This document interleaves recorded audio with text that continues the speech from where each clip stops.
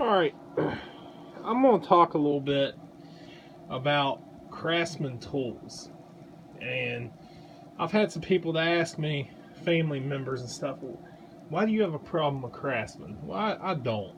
Craftsman tools are okay, depending on which ones you get. Now, these ones I have here are older ones. I've had for a few years, several years. These are still forged in the USA, as you can see. The newer ones are not. Okay, now my issue really isn't Craftsman tools. I had a problem with Sears. Okay, now the reason I don't buy Craftsman stuff anymore is due to the fact I think their product line has went down. You see a lot more Chinese stuff. Their power tools are horrible compared to the other brands that are out there. There's a lot of plastic parts inside their power tools. The other brands have a little bit better material. Now, I don't claim to know everything on them. I'm just speaking off what I've seen because I used to work at Sears. Okay, now here's my issue. Craftsman ratchets are okay. They're not 72 teeth or anything like that. They're not a snap-on ratchet. As you can see, I got several Craftsman. These are just a handful of what I got. I have a lot of Craftsman tools, but you can see I do have some and I don't mind them. My favorite Craftsman ratchet's probably this 1/2-inch drive swivel, and I like it. It's a very good ratchet for, under 40 bucks. The breaker bar, the 1/2-inch breaker bar, I use it quite a bit. I don't really care for this 3/8 drive teardrop ratchet, but other than that, and the wrenches are pretty good. And this is just a handful of Craftsman tools that I have. But my issue goes from my experiences with Sears. I worked there about 14 to 15 years ago, and I'm not going to say the store that I worked at, but I did work at a Sears store, and I worked in the tool department. Sorry, the cat's gotten in the way. But my experience was kind of like bad management.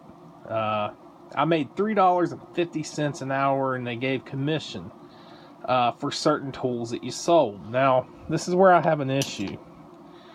Any tool, such as hand tools, start with a number 9. If you'll see a Sears, they'll say a number 9 on it. Now, this has a different number, but we'll have a 9 on it. Any line item that had a 9 on it, we didn't get commission on.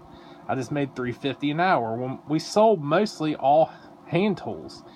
Anything with a 7-1, I believe, which was lawn and garden, we got commission on. And I had a problem with that a little bit, as you go and we work all day long and not sell a single line item that you got commission on. You'd sell nothing but hand tools. And the same thing went for warranties. I mean, I had to, spend a lot of my time warrantying out hand tools that were broken. Most of the time, the hand tools weren't even broken.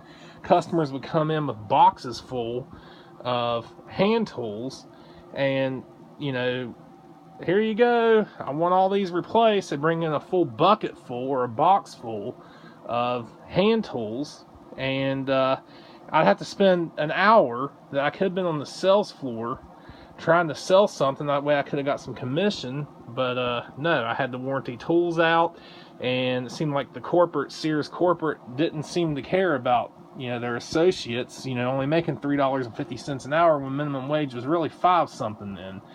So that's kind of my issue. It kind of burnt me out. Plus, you have managers always wanting you to sell extended warranties and things. So that's kind of my rant. And that's kind of the reason I don't shop Sears anymore. It just, now that I no longer, well, hopefully don't ever have to work retail again. Nothing wrong with it. But, I'm not going to shop at Sears, and I'll take my business elsewhere just by the way they treated the employees back when I worked there. Thank you.